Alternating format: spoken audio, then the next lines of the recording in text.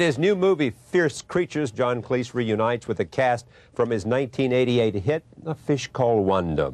Along with Kevin Kline and Jamie Lee Curtis, Cleese plays a manager of a small zoo who devises a plan to make it profitable. To attract bigger crowds, he decides the zoo should only feature dangerous animals, much to the dismay of the zoo keepers. This is the...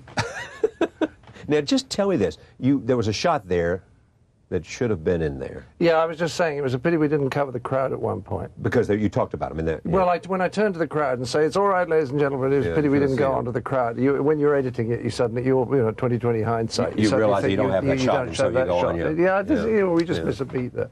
But it's a pleasure now, because I've seen that several times, as I now watch all the other actors. And I think Carrie Lowell's really funny in that, and Michael Percival, Yeah. And it's very nice. As you get used to the film, you start looking around the screen more. You wrote this? I co-wrote it with a great buddy of mine. No, with a great buddy called Ian Johnston. Because I'm ashamed I don't go to as many movies as I should. And Ian is an old friend who was the Sunday Times film critic for 10 years. So he's seen 1 million movies. And I thought it'd be a good combination. And it was great fun writing it with him. It was How do you co-write something? You sit down and... You just sit down. We could do it. I mean, I'm sure, you just sit down and you start chatting. And if you chat for long enough, suddenly you get a good idea. Yeah. I mean, you need a lot of good, funny ideas in comedies, and they don't come along very often. And how fast do you have to have one? Do you have to have one every... Well, I learned patience. I mean, I'm better on 2 things now than I was 20 years ago. I'm more patient about waiting for good ideas to come. And I'm much better about cutting my own stuff. Because, I mean, if I think a scene doesn't work and I spent 3 days on it, I'd say, oh, Ian, this doesn't work, let's throw it away. And Ian would go, ah! But that becomes with experience. Yeah, I think so. And also the fact that when you're young and you write something, it's terribly precious to you. Yeah. And when you're old, you've written so much. You say, oh, a bit more goes in the waste basket. What's the difference? Yeah. You also produce this? Well, I kind of produce it. I mean, Michael Schamberg and Steve Abbott do 90% of the donkey work. But your name is on it. Yeah, I do the kind of creative producing. I produce the money to begin with until the script is in a form where we can go to a studio and say, here's the script, here's the stars, here's the director, here's the budget. Do you see what I mean? I finance it up to that point.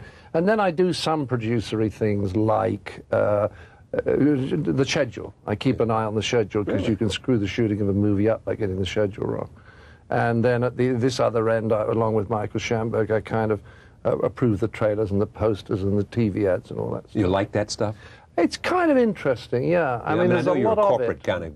Yeah, but it's very interesting trying to get a 30-second commercial right so that it conveys the spirit of the movie. Yeah. It's very difficult, and it takes a lot of shots.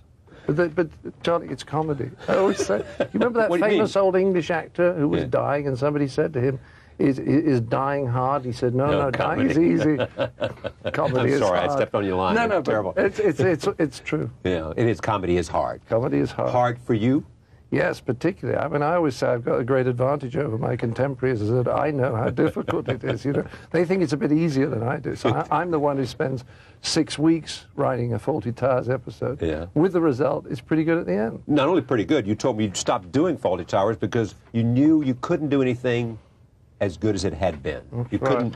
Dude, I didn't think I could do it better, neither Connie nor I. And that was the problem, actually, after Fish Called Wanda. I mean, if you have a hit like that... $200 million. Yeah, 190, but I mean, What's 10 million a month? Quibble. That's not quibble. But when you've had a success like that, it is terribly difficult to follow it.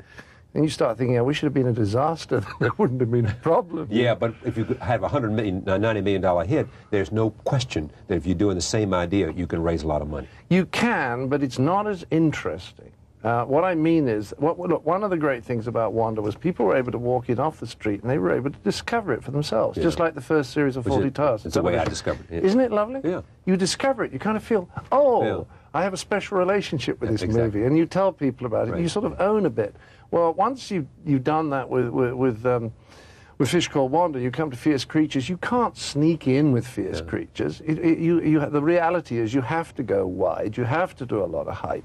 And then there isn't quite that sense of, hey, I discovered it. And people are going to say, you better be as good as your last one were. Don't waste my time. I've had one criticism of Fierce Creatures. It's a journalist on the West Coast I like a lot called Bart Mills. And I said, well, how'd you like it? He said, it was very funny. He said, but wasn't as mean-spirited as...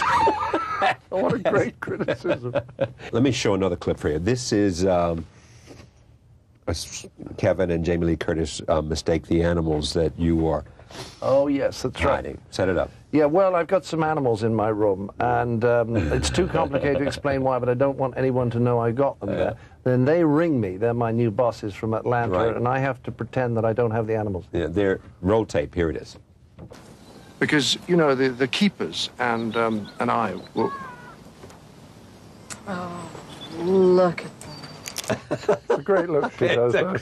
It's a very vulgar, cheap, Yes, it is. despicable How could film, you do but this? people like It's just a cheap shot right to the main line to the wallet. Now, tell me, did you have to redo a bunch of this, about 45% of this? I don't think it was anything like 45. No, we had to do... 40. Well, we had to redo the ending, because we got an ending that didn't work. Really? So you did this with testing? Yes, but also... I mean, here I thought Comic Genius was so intuitive. Let me tell you something. I think sir. something's Help funny, me Charlie. understand. No, if I think something's funny and the audience doesn't laugh Monday, I can say, stupid audience, what a dumb lot, you know, forget them. Right. Then Tuesday, the audience doesn't laugh. You know, you lose a little confidence. By Wednesday, if they don't laugh, it isn't funny. Yeah, right. I promise you. And by Wednesday, you say, John, not funny. Not funny. So we had to reshoot the ending. I made the same mistake. You know, we reshot the ending of Wonder twice. I didn't know that either. Yeah, No. It's the hardest thing in comedy, which is hard anyway. Is Charlie, what? is the Yes. ending. Yeah. It's getting Death a is easy, finish. Yeah. but- but if you can get the ending right, then you've really accomplished something remarkable. So I've with the two movies now, we've done 5 endings, of which 2 work. But we do have 3 2. for Wanda and 2 for this. Yeah, exactly. Yeah. Why the hell couldn't you, as smart as you are, see it? Because it's too difficult. Because it's too difficult. I thought it was What's going too to work. difficult about it? Because you can't. First of all, you can. You have Bill Goldman, William Goldman, on the You other know, day. he did, yeah. William wrote the great book about Hollywood. Yeah. Right. Nobody Eventually- knows anything here. Or something. Exactly. That's it. Nobody knows, and that's ultimately it. Look, in the first ending, Kevin and I found a moment in the script we thought was the funniest thing that had been in either of the 2 films. It completely laid an egg. There was no laughter at all, just a kind of resentful chill in the audience. And if Kevin and I are going to get something as wildly wrong as that, an awful lot of people aren't going to do that much better percentage-wise.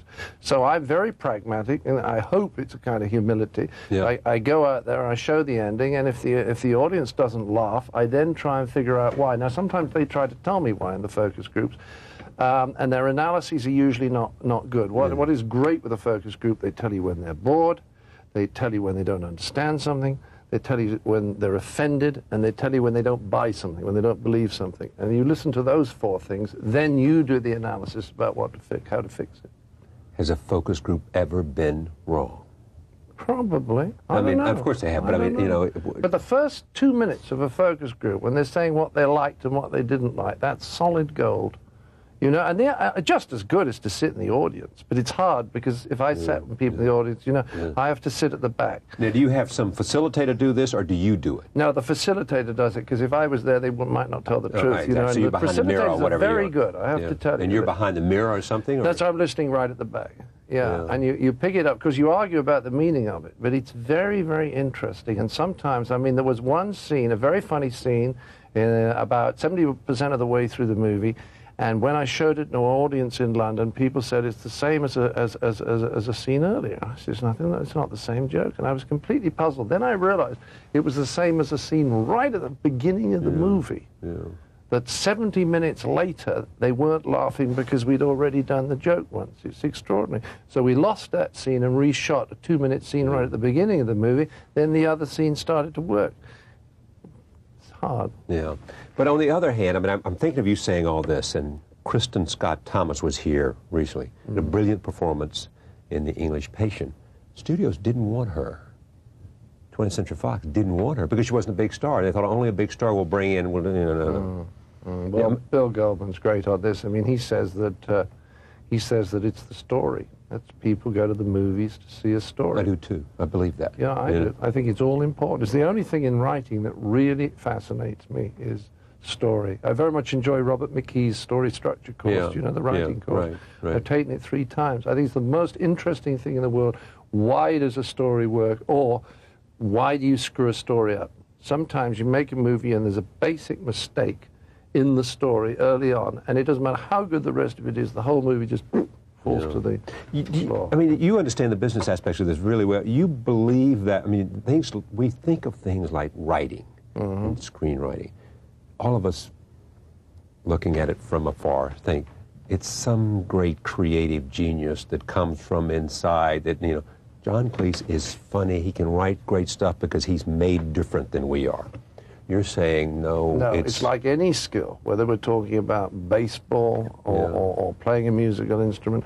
You have to have some talent, and then you have to have masses of experience. Masses of experience. Masses of experience. Learning whatever you can. And figure out what works. I mean, there's only 3 people who are exceptions to this, as far as I can see, and that's people who are great at chess, people who are great at maths, and people who are great at music. They just seem to be able to do it. They know how it works without There's something experience. about them. There's something about those particular subjects that are extraordinary intellectual content, and which doesn't seem to be dependent on experience. But anything else, if you don't learn all the time from your experience, you're never going to get very good. Yeah, and you know, the idea is, I think also, the better you get at something, and the more you put into that performance out there, this is obvious, the easier you can make it look. That's I mean, right. somebody once said, the secret is not to make it look like acting. That's right. You know? Yeah. So those are the great technique the doesn't great show. sportsmen. You see, I don't know about American sports so much, but the great cricketers, the great soccer players, always look as though they have a little more time to do everything than all the other players. It's a kind of magic. Michael Jordan, the greatest team player, basketball player in the history of basketball, didn't make the team when he was a sophomore in high school. You know, he sort of hadn't fully developed, you know, and all that stuff, didn't make the team. Yet he is the most driven, they say, I don't know him personally, most driven athlete you've ever seen in terms of perfection, in terms of practice, in terms of, you know, getting it right. I love a story, again, Bill Goldman told me this, that one basketball player, somebody said, why do you practice this much? And he said, because if I practice this much, maybe 3 times a year, an angel sits on my shoulder. In other words, 3 matches a year. He just can do no wrong. Oh, yeah. And it's like Pascal. Do you remember Pascal? Who said, he said, I believe that luck is very important, but the funny thing is the better prepared I am, the more luck I seem to get. Or that other sort of bromide, which was the note, you know, success is 99% perspiration and 1% inspiration. Well, that's what I believe. But it is also this notion of Ben Hogan, who was a great golfer, who understood more about a golf swing, fabulous golfer. Somebody went out to see him practice one time, and he was hitting a little shot behind a tree, right behind a tree. And he'd practice, and he had about 300 balls behind the tree. He said, why are you doing that? I mean, you know, there's so many other things. He said, one day I'll have to use this shot. You know, it was just making sure that all that training, that groove, and that sort of being prepared for the moment when it comes. Because when you're prepared, it releases also, for me, I think it releases your spontaneity, one. That's and right. two, That's right. It eliminates the tension, too, more, as much as it possibly can. Well, I have to say this about Kevin Kline. I'm usually rude about Kevin. He responds much better to rough treatment. Yeah, right. But you see a man who's honed his acting skills since he was a student. And now... Through Shakespeare and everything else. Through everything. He can do everything, this man. I mean, when he comes on screen as the son and the father, you don't know plays it both is him. roles in this film. Again, talking of focus groups, 8 out of 20 people when we tested it on Long Island did not know that Kevin had played the father. They'd just watched the movie and watched him play the son. They didn't realize the same guy was doing it. That's pretty good. Yeah. And that's why you have to love it. The great thing about watching Kevin act is he loves it. That's why he's so good. Do you love it? No. I know. I don't understand why. Why you don't love it? I don't love it. I love the writing, and I love understanding story. And you love putting it together. And I love putting it together, but the actual acting, I really could do without. There are moments, especially when I'm on stage with Michael Palin, and you can see the audience laugh, that are great. Those moments make me very happy. How many more of these are you going to do? Not interviews, movies. I don't know. I really don't. Yeah, so you don't have any sense of this I'll No. do this for 5 more years. I know that and then I'll start doing what I really buzz want off, to do. hence the beard, incidentally, to do Don Quixote in the spring in Spain, Yes. with Robin Williams doing Sancho Panza and Fred Schepisi directing. But after that... Fred Schepisi, did he direct this? He did. Co-director? He directed this, and he came in and directed the reshoots, because Robert Young had got tied up in another movie. We didn't know when we were going to do the reshoots. Right, I understand. This nightmare period, we never thought we could get the This would actors have to we listen to together. the focus group or something? No, it was just the problem of getting the actors together, because these are busy guys. The problem with working with busy people is that they're good. Sorry, I'll say that again the right way around. The problem with working with good people is that they're busy. Yeah. All right. Much success. It's great to see you. Thank See you. you soon. John Cleese, we'll be right back. Stay with us.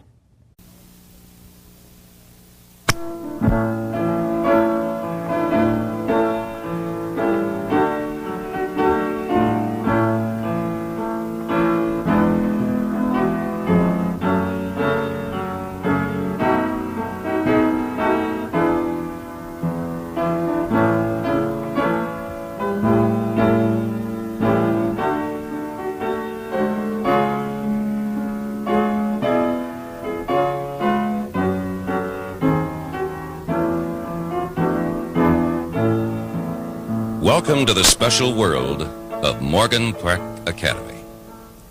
During the next few minutes, we're going to introduce the Academy, outline our philosophy and purpose, describe our programs, and take you on a tour of the campus, located in the heart of the Beverly Hills Morgan Park community in Chicago.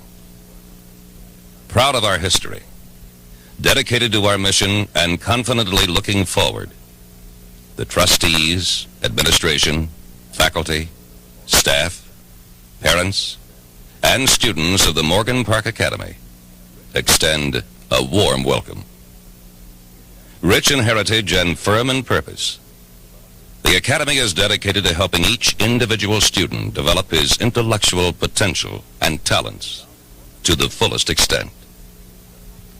Founded 110 years ago in 1873, the Academy's roots are deeply embedded in the fertile ground of academic excellence.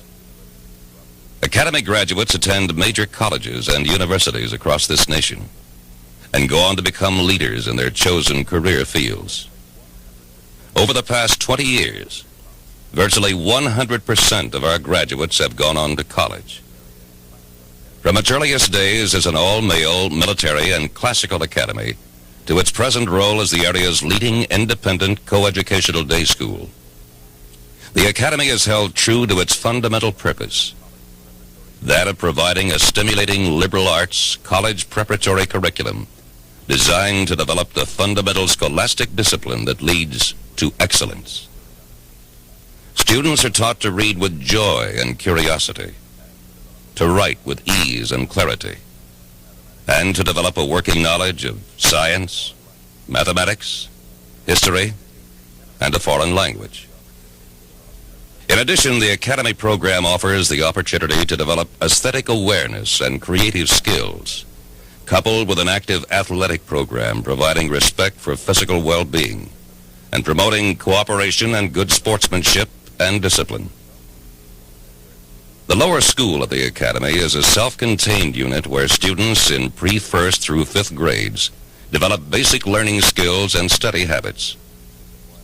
Classes and activities are designed to teach the student that while school must be a place for formal learning experiences, it may also be a place for enjoyment.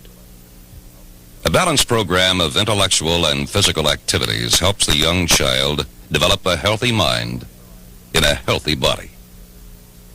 Through a wide variety of learning experiences, we provide the young child the opportunity to learn about cultures different from his own, to understand the world in which he lives, to participate in activities involving the fine and performing arts, to develop muscle skills and coordination, to experiment, to investigate, and to observe, in such a way that he may experience and maintain the sense of wonder and delight in learning. That is the right of every youngster. Reading, writing, social studies, arithmetic, science and health, French, and physical education are combined with the fine arts to form the overall lower school learning experience.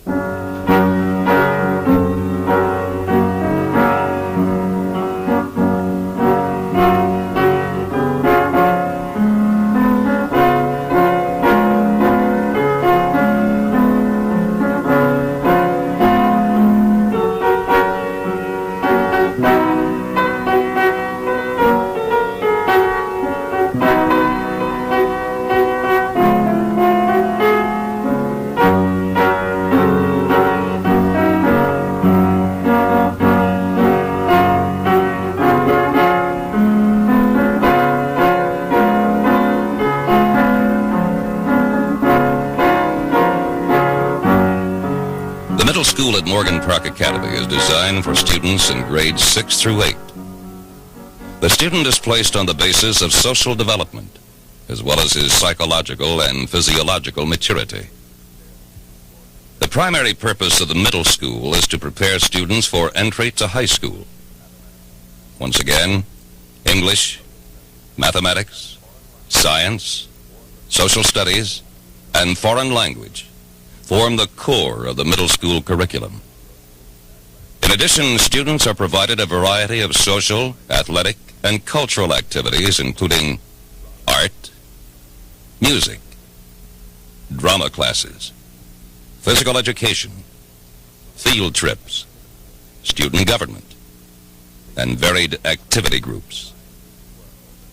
The upper school encompasses grades 9 through 12 in a separate yet fused unit of the academy.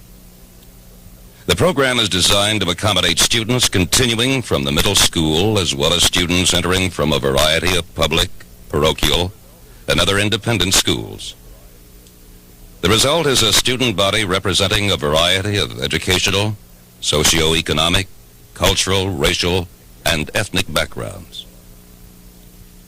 In carrying out the overall academy philosophy, the upper school provides an academic program in the major disciplines with a college preparatory orientation.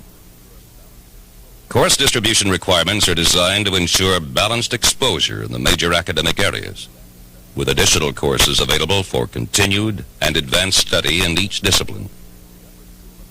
In addition to the solid curriculum, the upper school at the academy provides a wide range of extracurricular activity, including the student newspaper and yearbook, drama, student council, athletic teams, youth and government, computer science, cheerleading, Model United Nations, Kiwanis Key Club, creative writing, art, foreign language clubs, the Cum Laude Society, and the National Honor Society.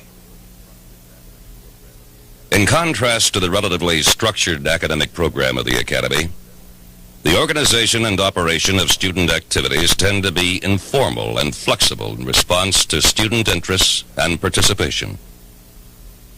Morgan Park Academy is an active school, large enough to offer a unique diversity, yet small enough to provide the personal attention that makes Morgan Park Academy a special learning place. Founded in 1873, the Academy is located approximately 15 miles south of downtown Chicago. The campus consists of 20 acres of land offering space and freedom to grow in the midst of an urban residential neighborhood. The school follows the traditional academic calendar from September into June. We also offer a popular, varied, and broad summer school program. The faculty-to-student ratio of approximately 1 to 10 provides a special opportunity for close one-on-one involvement and mutual growth. Morgan Park Academy is accredited by the North Central Association of Colleges and Secondary Schools, recognized by the Illinois Office of Education, and evaluated and approved by the Independent Schools Association of the Central States. The Academy admits students of any race, religion, color, national and ethnic origin, and does not discriminate on the basis of race, religion, or origin. It is best qualified to help those students who have shown the aptitude and intelligence required to handle college preparatory work. Proud of its history, dedicated to its mission and confidently looking forward, Morgan Park Academy, under the direction of the Board of Trustees and the administration of Headmaster David A. Jones, extends a warm hand of welcome. Welcome to the special world of Morgan Park Academy.